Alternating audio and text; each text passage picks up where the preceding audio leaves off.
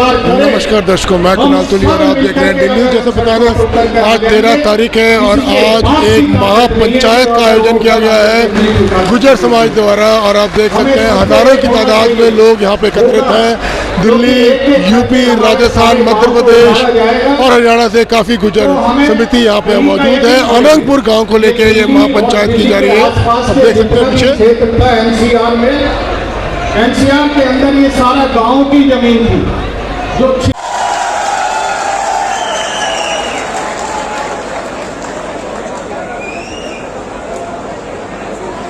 आप सबके बीच ऐसी घटना को लेकर आपके बीच आया हूं।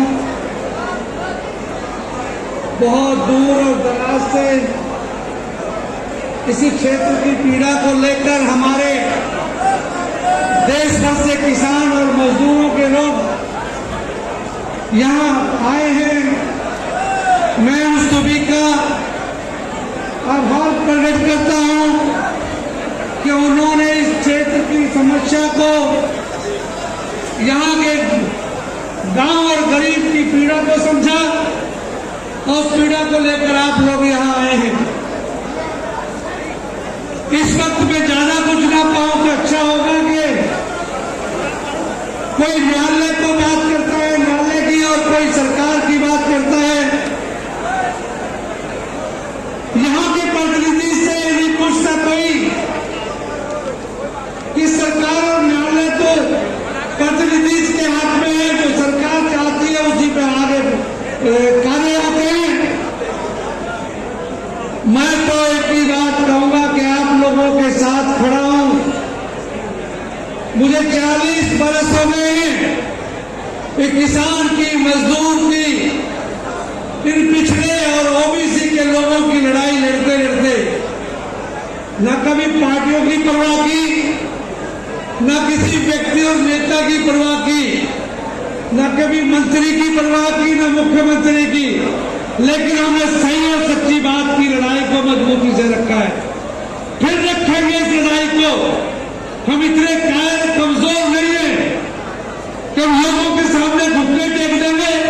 वो भूल जाएगा कि सत्ता के लोग वो सत्ता के कुआं में है, उनको ये भी पता नहीं लगी सत्ता कहां गई, वो कहां गए। आप लोगों के बीच फिर मैं कहूंगा कि इस देश में ओबीसी के लिए, ओबीसी को पूरे देश में बर्बाद किया जा रहा है, नष्ट किया जा रहा है।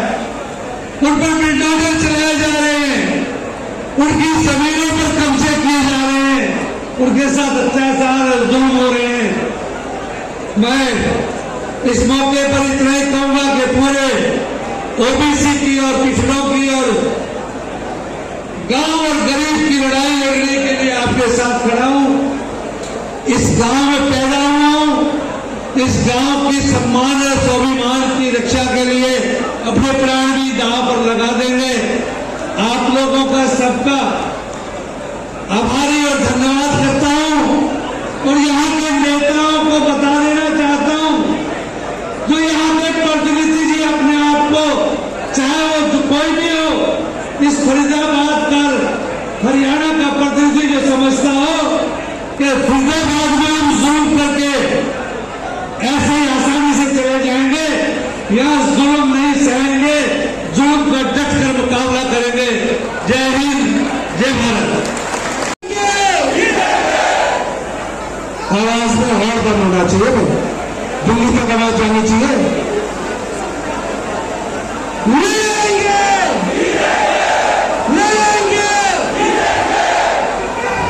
साथियों, सबको मेरी तरफ से राम राम। किसानों ने आज से 3 साल पहले सरकार के खिलाफ, काले कानूनों के खिलाफ अपनी लड़ाई शुरू करी। पंजाब का किसान, उत्तर प्रदेश का किसान, हरियाणा का किसान दिल्ली के बॉर्डर पर आकर बैठ गया। वीडियो नहीं दिखाया किसान को, वो किसान बैठा रहा। गर्मी में, सर्दी में, बरसात में सब कुछ मुझे किसान बता रहा और 1 साल बाद सरकार को हार माननी पड़ी, किसान छूट गया। हम सबको एक लंबी लड़ाई लड़नी पड़ेगी और लंबी लड़ाई लड़ने के लिए तैयार होना पड़ेगा। और अगर आप सब लोग एक रहेंगे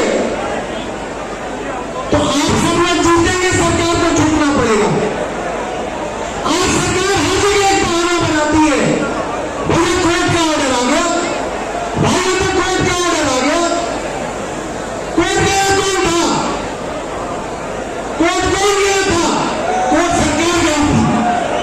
कोर्ट सरकार किसके खिलाफ गई थी? गांव वालों के खिलाफ कोर्ट में सरकार गई थी। भाई एक तरफ सरकार लड़ेगी, एक तरफ गांव वाले लोग लड़ेंगे, कौन जीतेगा? सरकार जीतेगी। सरकार के पास बड़ा बड़ा वकील है, गांव वालों को हारेगा। सरकार को गांव वालों के लिए लेना चाहिए, मुकदमे सरकार को गांव की तरफ से लड़ने चाहिए। और आज सरकार गांव वालों के खिलाफ मुकदमे करके गांव वालों को हरा रही है। पिछले 1 साल में 2 उदाहरण हैं जब सुप्रीम कोर्ट ने सरकार के खिलाफ ऑर्डर दिया। दिल्ली सरकार को जब ताकत देने की बात आई, सुप्रीम कोर्ट ने दिल्ली की चुनी हुई सरकार को ताकत दी और 1 हफ्ते के अंदर केंद्र सरकार ऑर्डिनेंस लाके सुप्रीम कोर्ट के आदेश को पलटती है। पलटती है। इलेक्शन कमीशन को कैसे चुना जाएगा? सुप्रीम कोर्ट ने कानून बनाया, सरकार को पसंद नहीं आया, 1 हफ्ते के अंदर सरकार ने सुप्रीम कोर्ट का आदेश पलट दिया। तो जब सरकार को अपने मन की करनी होती है तो कोई हाईकोर्ट, कोई सुप्रीम कोर्ट नहीं होता। 1 हफ्ते के अंदर आदेश आता है और कोर्ट का फैसला पलटा जाता है। वायलेट करती है, उनको सजा कौन देगा ये बता दो मुझे। अगर सरकार कानून का उल्लंघन करती है तो उसकी सजा आदमी कौन करेगा? बता सकते हैं क्या? तो जब गांव की मलकियत है तो फॉरेस्ट कैसे हो गई ये बताओ पहले। हमें समझाओ कि फॉरेस्ट कैसे हो गई। सबके फसल नंबर अलग है, रजिस्ट्री अलग है, तो फॉरेस्ट कैसे हो गई? कानून हो सकता है, 50 कानून है, मैं कानून को कहता नहीं हूं, लेकिन मेरा आपसे निवेदन है, मैं परसों भी आया था, मैंने एक प्रेस मीटिंग की थी। मेरे पास रिकॉर्ड है, मैं सुप्रीम कोर्ट भी गया, दिल्ली हाई कोर्ट भी गया। माफ करना, हरियाणा सरकार, राजस्थान सरकार, उत्तर प्रदेश सरकार, दिल्ली सरकार, मैंने कम से कम कई लाख आरटीआई लगाई होंगी, लेकिन किसी का जवाब नहीं आया। 2012 में सुप्रीम कोर्ट जाने के बाद सुप्रीम कोर्ट ने मेरी रीट फाइल की, उसके बाद मैं दिल्ली हाईकोर्ट गया, चंडीगढ़ हाईकोर्ट गया, इलाहाबाद हाईकोर्ट गया। मेरा कोई व्यक्तिगत स्वार्थ नहीं है इसमें। तमाम गांवों के साथ आप एनवायरमेंट की बात करते हैं, अरावली हिल 1400 किलोमीटर की है। क्या राष्ट्रपति भवन तोड़ोगे? क्या प्रधानमंत्री हाउस तोड़ोगे? एक तरफ तो प्रधानमंत्री कहते हैं, पहली योजना में प्राइम मिनिस्टर ने बोला, पंचायती दिवस का मुझे आज भी वो दिन याद है कि हम गांवों को डिजिटाइज करके उनको मालिकाना हक देंगे। उसके बाद यूएनओ में बोला, मैंने परसों वो वीडियो सुनाई भी थी मीडिया के भाइयों को। मेरा आपसे निवेदन है और खासकर नौजवान साथियों से, हम रहे या न रहे, हमारी उम्र का तकाजा है, लेकिन अपने भविष्य को बचाने के लिए सचेत हो जाइए। अगर वो गलत करते हैं तो उसका गलत का विरोध करो, और अगर आप गलत नहीं है तो उसके डटकर मुकाबला करो। इन्हीं शब्दों के साथ मैं एक बार पुनः आप सबको एक आग्रह करना चाहता हूं। इस तरीके से अनंतपुर गांव के लिए आगे आके अपनी आवाज को बुलंद कर रहे हैं। सरकार से इस्तीफे दो, जितने गुजर समाज के भाई हैं इस्तीफे दे दो, कोई फायदा नहीं है। परम पूज्य बाबा जी ने इस्तीफा दिया था, समाज के नाम पे मंत्री पद को उखाड़ फेंका था। सभी जितने मेरे बड़े बुजुर्ग हैं, सम्मानित मंच है, सभी से आंदोलन की तैयारी के लिए मैं कहूंगा यही मेरा सुझाव है। आगे अगर जो किसी भी तरीके से कार्रवाई होती है, सबसे सर्वप्रथम हम वहां खड़े हुए मिलेंगे सहारनपुर से, ये आपको वादा दिलाते हैं। और परम पूज्य बाबा जी स्वर्गीय श्री चौधरी यशपाल सिंह जी, उन्हीं का खून दौड़ता है इन लोगों में। जो वादा कर दिया तो कर दिया, कभी पीछे मुड़ के नहीं देगा। उसके बाद इस वादे को पक्का मानना भाइयों। तमाम पूरे समाज के भाइयों का बहुत बहुत धन्यवाद। सर समाज के भाइयों का जो यहाँ पे उपस्थित हुए और इसकी लड़ाई में अपनी भागीदारी दी। जय समाज, जय हिंद, जय गुर्जर समाज, जय चौधरी साहब, जय बाबा मोहन राम। पधारे हुए मेरे सभी सरदारों, मंचासीन सभी आदरणीय महानुभाव, आदरणीय महाशक्ति जो हमारी माताओं के रूप में यहाँ पधारी हुई है, आदरणीय हमारे सभी युवा साथी और मंच पर मौजूद हमारे आज की इस महापंचायत का जो अध्यक्षता कर रहे हैं, हमारे 52 पालों के हमारे जो जेलदार साहब हैं अरुण जेलदार जी, और 360 पालों के हमारे अध्यक्ष सुरेंद्र सोलंकी जी, ये हमारी इस महापंचायत का अध्यक्षता कर रहे हैं आदरणीय अध्यक्ष महोदय, और संघर्ष समिति के जो हमारे अध्यक्ष यात्रा नेता। देखिए साथियों, मैं आज आपके बीच में, आप ये मान लो कि गांव अनंतपुर बोल रहा हूं। मैं विजय प्रताप नहीं बोल रहा, मैं अनंतपुर बोल रहा हूं। क्यों? क्योंकि आज हमारे गांव पर संकट है, हमारी संस्कृति पे संकट है। आज मैं सबसे पहले इस जनता का दिया हुआ है, इसी का दिया हुआ है, इसी की ताकत है, तो इसके लिए इस्तेमाल नहीं करते। आपको सिर्फ ये कहना है कि भाई गारंटी हम जो चाहते हैं कि आप आइए, सबसे पहले तो अपनी भूल की माफी मांगे कि हमारे अधिकारियों ने जो भूल की है उसको हम सुधारें। दूसरी बात, जो आपने सैकड़ों डेंटिक फार्म तोड़े और मकान तोड़े, हमें उसका मुआवजा क्यों चाहिए? 50,000 से ज्यादा लोग यहाँ पर काम करते थे। कोई माली है, कोई चौकीदार है, कोई गार्ड है, कोई हलवाई है, कोई कैटरिंग वाला, इलेक्ट्रीशियन है, कोई म्यूजिशियन है। और गांव के लोगों ने वो जमीन पट्टे पे किसको दे रखी थी, ये भी बताता हूँ। जो ये एक बिरादरी का आंदोलन बता रहे, एक बिरादरी का नहीं है, ये 36 बिरादरी का नुकसान है। किसको दे रखी थी ये जमीन? सबसे ज्यादा जो जमीन पट्टे पे बैंकिंग और फार्म हाउस को दे रखी थी, जहां बहुत सस्ते रेटों में लोगों की शादी। रोज तो मंत्री यही मिलते मुझे शादियों में, 25 साल से देख रहा हूँ। जब हमारी सरकार की तब भी यही थे, अभी इनकी सरकार है तो अभी यही आ रहे हैं। तो किसको दे रखी थी? सबसे ज्यादा हमारे जो पंजाबी भाई है और जो हमारे गणिया भाई है, उन्होंने पट्टे पे ले रखी थी लोन ले लेके। तो सन 47 में जब गठन हुआ, सुनो, हमारे पंजाबी भाई जब आए तो किसने बसाया? पंडित जवाहरलाल नेहरू ने NIT बसाया, उनको यहाँ बसाया। और आज उन्होंने 47 के बाद का कदम तो तुम्हारे राज्य में देखा कि उनके कम से कम 10,000 से भी ज्यादा परिवारों को नुकसान इस तोड़फोड़ से तुमने दिया। असली पार्टीशन तो तुमने उस बिरादरी कर दिया। तो ये एक बिरादरी की बात नहीं है, सभी बिरादरों के मैं कह रहा हूँ।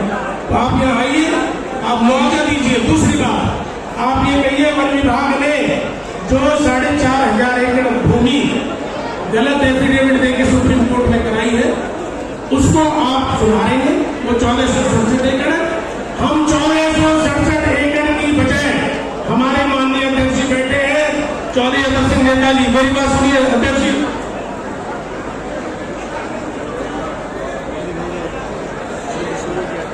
देखिए अध्यक्ष जी से मैंने पूछ लिया, हमारी 4,500 एकड़ मलकियत की जमीन है, आज की नहीं है, सन 1890 की है, अंग्रेजों के टाइम का बंदोबस्त है। हमारे 5 गांव पहाड़ में फरीदाबाद में ऐसे हैं, अनंतपुर, मेवला, अंकित, कोट और मांगल, जो आजादी से पहले के बंदोबस्त में पहाड़ी जो हमारी है वो हमारी अपनी मलकियत है। पहले पशुपालन से गुजर बसर था, उसके बाद माइनिंग से गुजर, इन 5 गाँव। बाकी गाँव की हमारी पंचायतें हैं।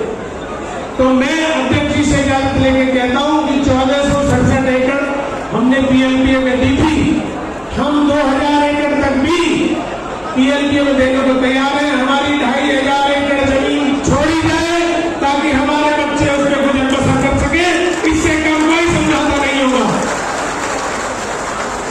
और अब ये कहते हैं सुनिए कि यहां पर काम करना अवैध है, तो भाई एक बात बताओ कहां जाए हम? हिमाचल उत्तरांचल में होटल पास हो सकते हैं, यहां भी होटल पास में बहुत सारे हैं, हमारे यहाँ नहीं हो सकता छोटा सा एक रेस्टोरेंट पास। भाई इको टूरिज्म की पॉलिसी माननीय खट्टर साहब चीफ मिनिस्टर थे, खट्टर साहब आपके बड़े गौर से सुनना, खट्टर साहब चीफ मिनिस्टर थे, उन्होंने यहाँ इको टूरिज्म की पॉलिसी अप्लाई की। सुप्रीम कोर्ट ने यह कहा कि हमारी परमिशन से बोली जाए, इसका मतलब सरकार यहाँ इको टूरिज्म लाना चाहती है तो हमारी जमीन छीन के। रोज खट्टर साहब और सैनी साहब कहाँ गए हैं? गुजरात गए हैं, जंगल सफारी देखने गए, और गुड़गांव में भी सर्वे किया है। और इस बात की पुष्टि हो, मैं बड़ी बात बता दूं, पिछले हफ्ते हमारे गांव में महापंचायत, एक छोटी पंचायत, उस दिन पंचायत चल रही थी, तो आप देखिए केंद्रीय मंत्री गजेंद्र शेखावत जी हमारे गांव अनंतपुर में आए, दबे पांव। मीडिया आपको पता नहीं आया, न मीडिया को पता न जनता को पता, गजेंद्र शेखावत जी आए, 4 घंटे सुबह 7 बजे से लेकर 11 बजे तक जो हमारी वाटर बॉडीज है, जो हमारी किलोमीटर में फैले हुए खाने हैं जिनमें पानी है, उस पूरे एरिया की 4 घंटे रेडी करके केंद्रीय मंत्री गया है। इसका मतलब आप जो गुजरात वाली सफारी और प्रोजेक्ट यहाँ लाना चाहते हैं तो लोगों से क्यों नहीं मिले? अनंतपुर गांव के लोगों को क्यों नहीं बुलाया? आप दबे गांव आए, दबे गांव चले गए, तो शंका होनी स्वाभाविक है भाई। हमारे घर में डकैती हो रही है तो हमें शंका होगी भाई, और इस डकैती से तुम बचा सकते होगे, हमारी ताकत आप हो, आप बचा सकते हो। तो भाई ये जंगल सफारी भी लाना चाहते हैं, खूब लाए, हम विरोध नहीं करेंगे, हम चाहते हैं कि हमारे इलाके में तरक्की हो, लेकिन हमारी 2500 एकड़ अनंतपुर की, फिर हमारे मेवला, फिर हमारे अंकीर और आगे के जितने पहाड़ हैं हमारे, अगर वो मलकियत की नहीं है तो उन्हें रॉयल्टी चाहिए। हमें 10% रॉयल्टी चाहिए हर गांव के लिए। कहाँ जाएंगे हम? अरे हमने जमीन तो इतनी है, जो जमीनी क्षेत्र के गांव में अगर 10,000 एकड़ जमीन है, हमारे गांव में 1,000 एकड़, 10,000 15,000 की आबादी कहाँ जाएंगे? तो हमें वो 10% रॉयल्टी चाहिए।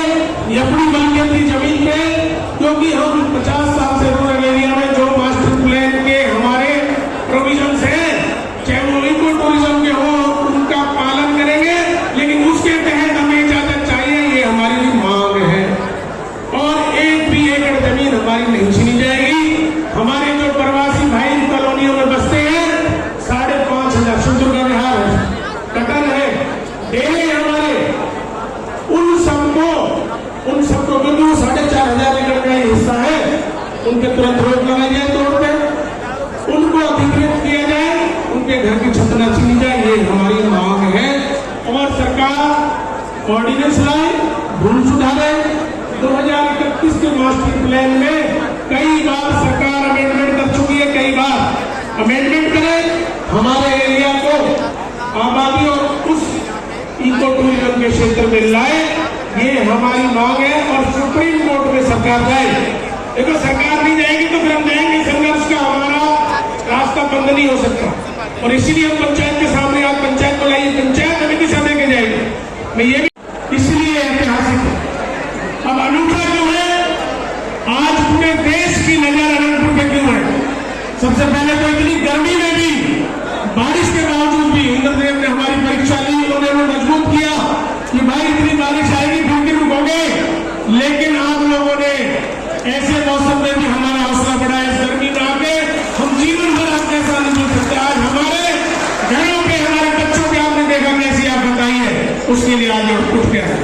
अनूठा इसलिए कि हिंदुस्तान में ये पहला गांव है जिसको अवैध बताया गया, पहला गांव है हिंदुस्तान में अपनी तरह का। और आज सभी लोगों को दर्द इसलिए है कि अगर आज एक गांव को हिंदुस्तान में अवैध बता दिया तो हिंदुस्तान के बाकी 6.5 लाख गांव भी एक एक करके ये षड्यंत्रकारी उनको भी उसी कोटे में ला सकते हैं। मैं ये कहता हूं भाई, पहले बाप आया कि बेटा आया, ये बताओ, पहले बाप आया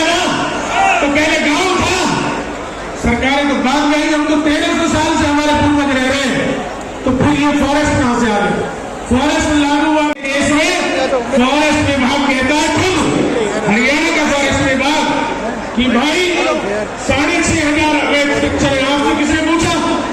आपने गांव वालों को मौका दिया हियरिंग का? आपने सुप्रीम कोर्ट में जाकर बता दिया कि 6,500 अवैध मकान है। क्या कोई सरकार अपने ही लोगों को अवैध बता दिया? आपने हिंदुस्तान दुनिया में कहीं सुना है? अरे पहाड़ तो उत्तरांचल में, हिमाचल में, नॉर्थ ईस्ट, जम्मू कश्मीर सभी स्टेट में है और वहां पर सभी सरकारें लोगों के मकान, उनकी जीविका को बचाने के लिए वहां प्रावधान करती है। पहले लोग फले फूले, टूरिज्म देती है, होटल दुकान सब चीज की व्यवस्था करती है।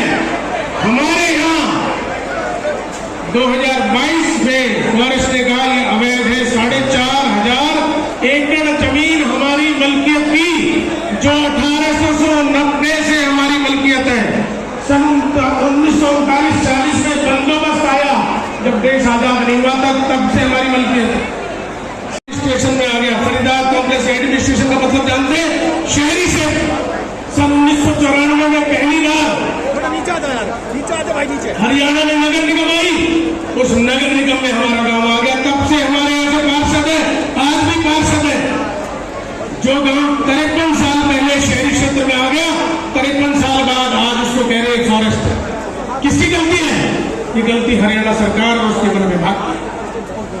अब हुआ क्या? ये किस आड़ में कहते हैं, अब ये भी सुन लीजिए, क्योंकि राजनीति कर रहे हैं, आरोप हम पे लगा रहे हैं, हम पे कि विपक्ष राजनीति कर रहा है। यहां से पूरे इलाके को बड़ा गुमान था कि लगातार तीसरी बार भाई सांसद भी है, केंद्र में मंत्री भी है। हमारे गांव से ये मुसीबत अकेले अनंतपुर में नहीं है, मंगला से भी है, अनखीर पे भी है और अभी आगे भी आएगी, वो भी चेताऊंगा। तो लोगों को लगा कि हमारे अपने गांव का बेटा केंद्र में मंत्री आ जाता तो हमारे कुछ नुकसान नहीं। लेकिन अचानक 1.5 महीने पहले लोग सो के भी नहीं उठे थे, उनके घर के बाहर जेसीबी आई। वो वीडियो आपने देखी होगी, छोटे छोटे बच्चे कैसे कंधे पे बैग ले जाके निकल रहे थे और मैं वहीं मौजूद था। मैंने कहा कि भाई आप हमारे कागज तो देख लो, सन 80 से पहले के बिजली का बिल है। नहीं माने और जबरदस्ती तोड़ दी। क्या कहते हैं ये कि सन 1992 में पीएलपीए लगा। पीएलपीए का मतलब जानते हैं? मैं बताना चाहता हूं, भाई सुन लो, थोड़ी सी तसल्ली की बात है, क्योंकि 1900 में बड़ा था अंग्रेजों के टाइम में, जब पंजाब इकट्ठा होता था, पंजाब हिमाचल हरियाणा अलग हो गए, हिमाचल पंजाब ने खत्म कर दिया है। उसमें भी क्या है, पीएलपीए होता है हेड वाली, 30 साल के लिए संरक्षण के लिए जगह दी जाती है। तो सन 92 में हमारे 4,500 एकड़ जमीन में से 1,467 एकड़ जमीन हमारी पीएलपीए के लिए 30 साल में दी गई, तो 2022 में खत्म हो। तो हम यही तो कह रहे हैं कि 1,467 पीएलपीए में भी उस पीएलपीए को सुप्रीम कोर्ट ने कह दिया कि भाई जो पीएलपी है अब उसको फॉरेस्ट करो। तो कितनी जमीन होनी चाहिए पीएलपी में? 1,467। तो बाकी 3,000 एकड़ हमारी है, 20,000 की हमारी आबादी है। कहाँ रहेंगे और क्या खाएंगे हम, ये तो बता दो। आज कह रहे हो कि विपक्ष की दुकान में सौदा नहीं है, इसलिए अपनी दुकान खोलना चाह रहे हैं विपक्ष। मैं तो कह रहा हूं विपक्ष की दुकान में सौदा होता ही क्या है विरोध के अलावा, अपनी मांग उठाने के अलावा यही तो कर रहे हैं हम।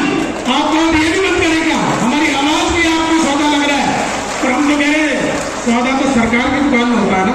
हम भी मांग रहे हैं, अब तुम्हारी दुकान में जो सौदा वही तो मांग रहे हैं हम कि तुम्हारी दुकान में सौदा है कि सरकार संविधान के सेक्शन 213 के तहत, संविधान भी बता देता हूं, नहीं पता तो ट्यूशन ले लो। संविधान कॉन्स्टिट्यूशन ऑफ इंडिया के सेक्शन 213 के तहत सरकार, राज्य सरकार को अधिकार है वो ऑर्डिनेंस लाए और ऑर्डिनेंस लाकर उसको सुधारे अपनी भूल कि भाई अब हाउस नहीं चल रहा है, ऑर्डिनेंस ला रहे हैं, टेम्परेरी ऑर्डर करे, सबसे पहले तो ये रोकथाम करे तोड़-फोड़ की, उसके बाद ये कहे कि भाई ये वन विभाग में जो जमीन दी गई है ये गलत दी गई। हमारे जो वन विभाग के कर्मचारी हरियाणा के, आप देखिए लाखों लोगों को चीफ मिनिस्टर ने, चौधरी भूपेंद्र सिंह हुड्डा सीएम थे 13 में, चौधरी महेंद्र प्रताप जी मेरे पिताजी मंत्री थे, हमने कॉलोनी पास कर रखी है सन 2014 में, तो मुख्यमंत्री बनाए फॉरेस्ट ऑफिसर। उनके ऑर्डर पे अब सन 2022 में फॉरेस्टर कह रहा है कि मैं एफिडेविट देता हूं ये फॉरेस्ट कीचड़ लगी हुई है। और भाई फॉरेस्ट तो आज दिल्ली के सभी मंत्रियों की कोठी में भी पेड़ है, उनको फर्श जारी कर दोगे क्या? राष्ट्रपति भवन में भी पेड़ है। भाई पर्वत श्रृंखलाओं में इंसानी आबादी और प्रकृति के तालमेल के लिए, वन संरक्षण के लिए सरकारें कानून बनाती है, जमीन देती है। तो हमने 1467 एकड़ जब सरकार थी हमारी 1992 में 4,500 एकड़ में, उसी तालमेल के तहत दे दिए थे। 3,000 एकड़ जमीन हमारी आज भी सुरक्षित होनी चाहिए। वन विभाग इसलिए इस गलती को सुधारे। 1500 एकड़ जमीन है एग्रीकल्चर, एक परिवार के जिम्मे 1 बीघे 2 बीघे आधा बीघे ये आ रही है। हमारे पहले पहाड़ के क्षेत्रों में ही पहाड़ में रहते थे, जमीन पे खेती करते थे।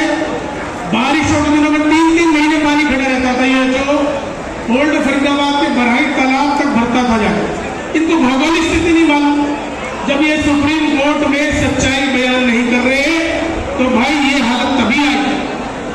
मेरा तो इस पंचायत के माध्यम से ये कहना है कि पहली तरह का हिंदुस्तान में ये वाक्य है जब किसी गांव को अवैध बता के तोड़ा जाए।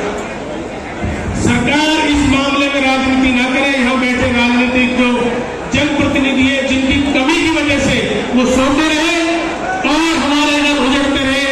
फिर उन्होंने अपने घर बुला के लोगों को ये कहा कि मैं जिम्मेदारी लेता हूं कि गांव में जेसीबी नहीं आएगी। उसके बाद गांव में जेसीबी आई, उनकी बात छूटी हो गई तो हमें मैदान में उतरना पड़ा।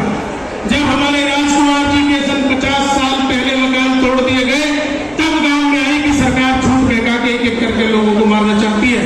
हम लोग इकट्ठा हुए, यहां से जो सांसद और मंत्री उन्होंने दोबारा लोगों को बुलाया और कहा कि जेसीबी आएगी तो उसके आगे मैं खड़ा हूंगा। यही से शंका पैदा होती है। क्या केंद्रीय मंत्री को यह कहना चाहिए जेसीबी आएगी मैं खड़ा हूंगा? उसको कहना चाहिए कि जेसीबी नहीं आएगी, हम कानून बनाएंगे जो हमारे अधिकारियों ने गलती करी है, इस एरिया को वन क्षेत्र से बाहर निकालेंगे और कानून बदल के सुप्रीम कोर्ट जाएंगे। ये कहना चाहिए था। मेरी बात से सहमत है आप? तो मंत्री जी कह रहे जेसीबी आएगी तो मैं आगे आ जाऊंगा। उसके बाद फिर जेसीबी आ गई। पूर्व मंत्री करतार सिंह भडाना जी के मकान को तोड़ने, शाम के 6 बजे में उनके मकान और उसको तोड़ा। मैंने कहा करतार जी आप बड़े भाई हैं, आपने कहा अधिकारियों से गलती होगी, माना कि आज आप भाजपा में हैं, लेकिन ये तो आपका गांव है। आज अवतार जी भी बीमार होने के बावजूद आए ना अवतार जी, नहीं ये आपका गांव है। आप खुद कह रहे हैं अधिकारियों से गलती होगी, वही तो हम कह रहे हैं। आप बंद कमरे में कह रहे हैं सुधार होगा, हम कह रहे हैं मान नहीं रहे तो हम पंचायत करके कह रहे हैं भाई लोगों की, समाज की, इलाके की मानो। यही तो हमारी मांग। अब मैं इंटरव्यू देख रहा था मंत्री जी का, जो यहाँ से सांसद मंत्री है, उन्होंने कहा महापंचायत अगर कानून व्यवस्था तोड़ेगी तो हम कड़ी कार्रवाई करेंगे। क्या हिंदुस्तान में कभी कोई महापंचायत कानून व्यवस्था तोड़ने के लिए हुई है? इससे पहले समाधान के लिए होती है। आपको इतना सामाजिक ज्ञान होना चाहिए, समाधान के लिए हो। आपने कहा कि विपक्ष राजनीति कर रहा है, तो मैं आपको बता दूं ये वो गांव है सन 1960 में ऐतिहासिक, जहां भारत के पहले प्रधानमंत्री और चौधरी नेतराम जी जो चेयरमैन मेरे दादाजी थे उस समय, वो उसके अध्यक्ष थे। तो भाई मेरे का सुनो, राजनीति नहीं कर रहे हम अपने घर को बचा रहे, राजनीति तुम कर रहे हो। मैं आपको खुली चुनौती देता हूं पूरी सरकार को इस मंच के माध्यम से कि भाई अभी भी तो पंचायत चल रही है, आप अभी आ जाओ। हम सिर्फ गांव को, इस इलाके को, हमारे प्रवासी भाइयों को, हमारी नेहरू कॉलोनी के लोग आए हुए 50,000 की आबादी है उस नेहरू कॉलोनी की, रिहेबिलिटेशन की जमीन पे बस हुई है। सरकार की पॉलिसी है कि जो आदमी 30 साल से बस रहा है उसे वही पट्टे दे दिए जाए। चौधरी भूपेंद्र सिंह हुड्डा मुख्यमंत्री थे, चौधरी महेंद्र प्रताप जी मेरे पिताजी मंत्री थे, उससे अवतार भडाना जी एमपी थे। हमने, हमारी सरकार ने तब Gandhi colony, Indira Gandhi colony 5 number में, फ्रंटियर कॉलोनी, ऐसे पट्टे अलॉट किए। जब हमने किए तो आप क्यों नहीं कर सकते? हम कह रहे हैं उस आबादी को क्यों जान रहे हो? जब मजदूरों की जरूरत थी तब तो आपने लोगों को बसा लिया। आज आपको उनकी जमीनें दिख रही है, उस पर कब्जा करना है, तो आज उस गरीबों को हटाना चाहते हो। यही तो मकसद है आपका, ये बताइए मुझे। आज ये टीन शेड देख रहे हैं कि बिल्डरों की जमीनें 2-2 लाख रुपए गज में बेच रहे हैं। क्या हमारे दिल में दर्द नहीं है? हम चाहते खुशी है, 2 लाख में कमाई खाए, ये फ्लैट की तरह 10-10 करोड़ के, लेकिन हमारी गलतियां छीन ली जाए ये नहीं चाहते। मंच पर विराजमान सभी नेता संचालन कर रहे भाई पप्पी जी, या जो दिन रात मेहनत कर रहा उसका विजय का नाम उनका नाम बताओ। यह मेरा लाडला नेता और इस सर्व समाज का लाडला बेटा भाई विजय प्रताप सिंह जी। अगर ताली बजाओ तो ढंग से बजाओ, नहीं तो बजा नहीं करेगा।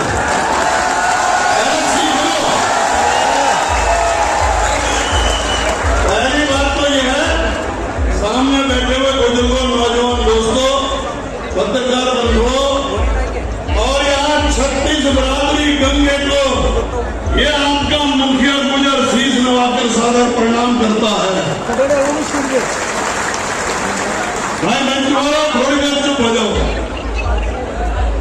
पंचायत का मतलब होता है कि किसी विषय पर विचार मंथन करने के बाद फिर कोई निर्णय लेना। तो विजय बाबू, आप सबने मिलकर जो पंचायत बनाई है इसमें कुछ सुझाव होने चाहिए और एक कोई नोट करता है। मुझे तो लगा नहीं अब तक किसी ने सुझाव दिए होंगे। सिर्फ विजय बाबू ने अपनी पीड़ा रखी है क्षेत्र की, रानीपुर की, पर सुझाव न तो आए और फिर उसका अमल क्या होगा। और मैं अपनी बात कहने से पहले पप्पी, दिल में दर्द आंखों में तूफान सा क्यों है, और आज हमारे अनंतपुर का हर शख्स परेशान सा क्यों है। परेशानी का कारण यह है कि जो विजय बाबू ने सारी बातें बताई, मैं वो दोहराऊंगा नहीं, समय कम है, वक्त बहुत ज्यादा है। जब हमारी 1939 मेरा छोटा भाई जयवीर बैठा है, जयवीर तमाम दस्तावेज लेकर बैठा हुआ, जब 39 से लेकर और ये साबित कर दिया कि हमारी मिल्कियत, हमारे गांव का रकबा जिसमें हम आबाद हैं, उनको गैर कानूनी तरीके से राज्य सरकार के इशारे पर माननीय सुप्रीम कोर्ट की आड़ में तोड़ने का काम हुआ। इसके पीछे कारण क्या है? इसके पीछे सीधा सीधा कारण है कि ये दिल्ली के आसपास हमारी जमीनें हैं जो कि बहुत कीमती हैं, और हिल स्टेशन तो सिर्फ यही है दिल्ली के आसपास। हमारी जमीनें छीन कर बहुत बड़े बड़े बिल्डरों को बेचने की ये साजिश है, और हम इस साजिश को कामयाब नहीं होने देंगे किसी भी कीमत पर।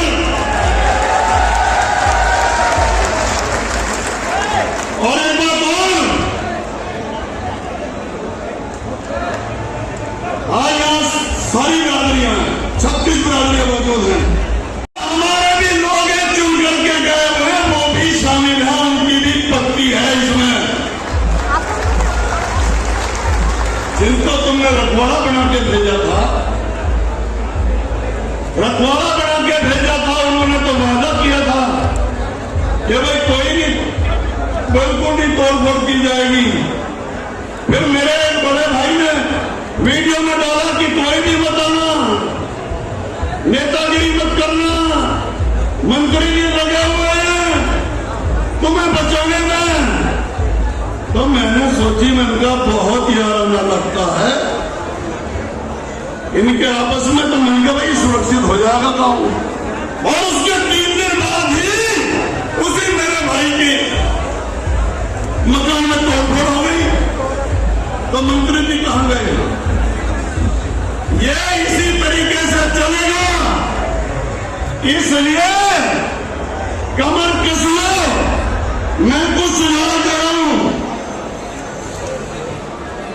एक बात की खुशी है जिस पर किसी ने ध्यान नहीं दिया, हमने जिसे अपना ईमान बनाया था, मेरा बड़ा भाई देर से इसे पर आज अवतार सिंह भडाना जी आपके बीच में हैं। देर से ही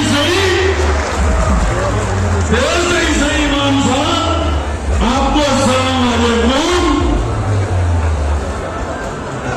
लेकिन आप आए तो सही। इसके बाद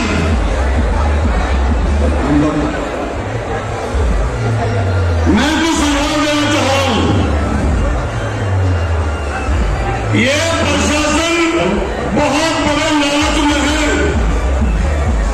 इससे फिरने के लिए मैं सुझाव दे रहा हूं, हमारे इस राज्य की सबसे बड़ी विपक्ष की पार्टी है कांग्रेस, और उस कांग्रेस के सबसे बड़ा नेता हमारे बीच में है भूपेंद्र हुड्डा जी। आप अपनी पार्टी को आदेश करो, जब सदन की मांग हो जाए तो विपक्षियों को सड़क पे आकर के कोहराम मचाना चाहिए। आपको आदेश कभी हुआ अभी तक कि तमाम जिलों की आपकी पार्टी के कार्यकर्ता, आपके विधायक, आपके सांसद वो यहां आकर के हम लोग धरना शुरू करेंगे और यहां रोज आकर के बैठे हैं, और जब बुलडोजर आवे तो हमारी तोड़ फोड़ का खर्चा उन बुलडोजरों को जब्त करने के बाद उनके लोहे को बेच करके हमारी तोड़ फोड़ का खर्चा उनसे वसूलेगा।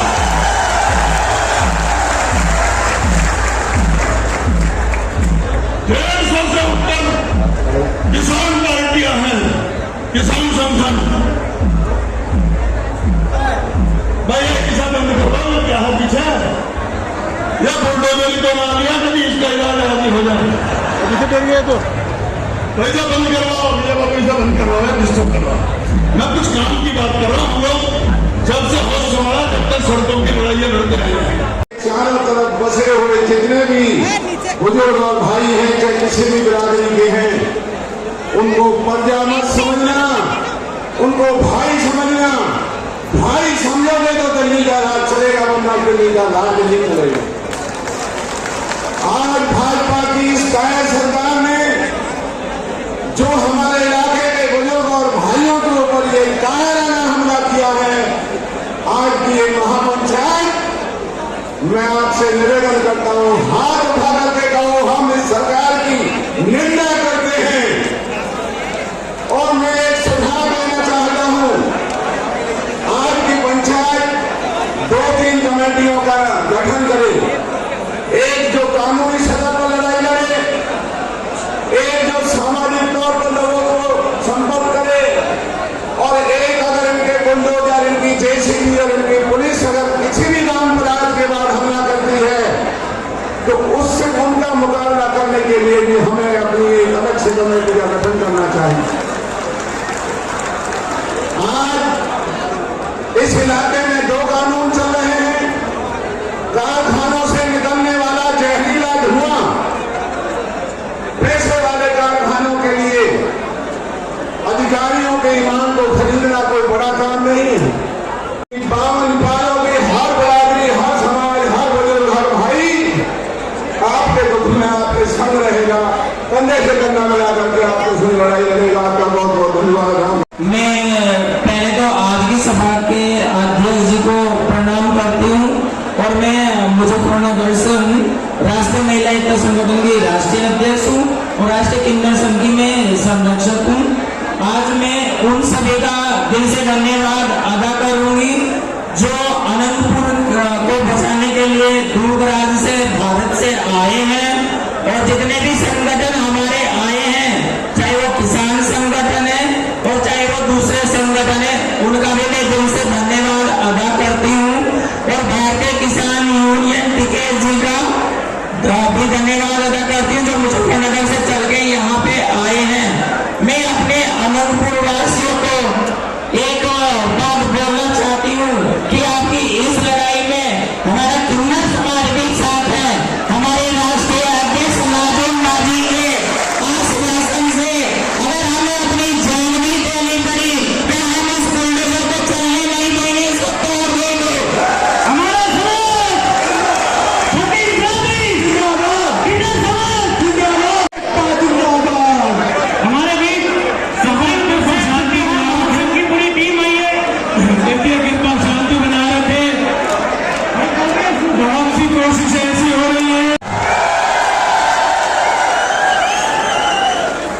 शुक्रिया, धन्यवाद, बहुत बहुत आभार आपका।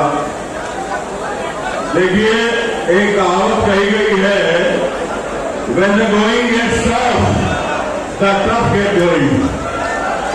जब राह मुश्किल हो जाती है तो बहादुर और बलवानी ऊपर चढ़ जाते हैं। कायर ठोके दुख सदा और वीर ठोके वसुंधरा।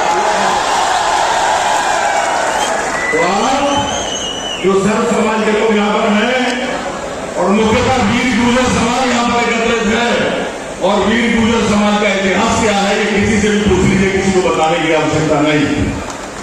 नीरजपुर के चाहे सोनू गुर्जर जी हो या अन्यत्र हमारे सहयोगी हो, हमारे ऊपर जो कष्ट पड़ा, हमारी कौम ने जिस तरह से हमारा सहयोग किया, मैं उम्र भर जन्म भर आपका कर्ज नहीं उतार सकता। बहुत आपका आभारी। हालांकि बहुत सी बातें अनंतपुर पंचायत को लेकर के हो रही थी राजनीतिक संदर्भ में, पर मैंने कहा देखिए यहाँ समाज की बात है, राजनीति और अपने स्वार्थ उससे बहुत नीचे आ जाते हैं। समाज सर्वोपरि है, बाकी सब चीजें नीचे। आज जो मुझे प्रतीत हुआ, मैं दलगत राजनीति से ऊपर उठकर के बोलूंगा, हर एक को राजनीतिक पहचान बनाने के लिए अलग अलग दल से अपनी पहचान बनानी पड़ती है, लेकिन जो चेहरे यहाँ पर मौजूद हैं हमारे पुराने सहयोगी भी हैं। हमारे भाई सतपाल महाराज जी आज की डेट में जो माननीय सांसद है सोनीपत से, छोटे भाई माननीय विधायक अतुल प्रधान जी, हमारे छोटे भाई माननीय सांसद दीपेंद्र हुड्डा जी, आपके फादर साहब से हमारा बड़ा अच्छा ताल्लुक रहा है और उनसे बहुत कुछ सीखा जिंदगी में हमने। हमारी बेटी इकरा, भाई बहुत अच्छा लगता है बेटी और बेटे जब आगे निकलते हैं, और भाई मुनव्वर जो बब्बर शेर का जिंदा, मुझे याद आ जाता है उसका, आज तक डरा नहीं किसी से, कभी ठगा नहीं। बात दीगर है कि उसको कुदरत के हाथों में हमने छीन लिया, नहीं तो गिनीज बुक में वर्ल्ड रिकॉर्ड में नाम लिखाने वाला अकेला मुनव्वर हसन है, आपको याद होगा, हर हाउस में हम चल रहा। और आज हमारी बेटी जब आगे बढ़ती है तो फक्र से हमारा सीना चौड़ा हो जाता है। हमारे भाई टिकैत साहब, जिनके फादर साहब से बाबा वैद्य सिंह टिकैत जी से मेरा बहुत नजदीकी रिश्ता रहा, मेरे दाऊ जी, जिंदगी में संघर्ष करना हमने उनसे सीखा। जब पहली बार विधायक बने थे हम 2002 में, अब से 24 साल पहले, 23 साल पहले, उनका बहुत आशीर्वाद हमारे ऊपर रहा। बाकी मैं जिनका नाम नहीं ले पा रहा हूं, उनके प्रति भी अपना सम्मान प्रकट करते हुए मैं ये कहना चाहूंगा कि हमें समस्या का निवारण ढूंढना है, समस्या को उठा करके काबू से बाहर नहीं करना। मेरी बात का बुरा न माने, मैंने कल अपना एक स्टेटमेंट फेसबुक पर डाला था और उसमें मैंने कहा था कि इंडियन फॉरेस्ट एक्ट अंग्रेजों ने, जब अंग्रेजों की हुकूमत हिंदुस्तान पर थी, भारतवर्ष गुलाम था, 1865 1865 में से 150 साल पहले बनाया था, और इस नियत से बनाया था कि भारतीयों का शोषण हो सके और यहाँ के फॉरेस्ट सोर्सेज का दोहन हो सके। जहां पर कोई पेड़ भी नहीं हुआ करता था उस जगह को चिन्हित कर दिया और कह दिया फॉरेस्ट लैंड है। लेकिन जैसे बिटिया ने कहा, इकरा ने, क्या राजा आनंदपाल सिंह का नाम इतिहास के पन्नों से हट गया? बोलो, हट गया क्या?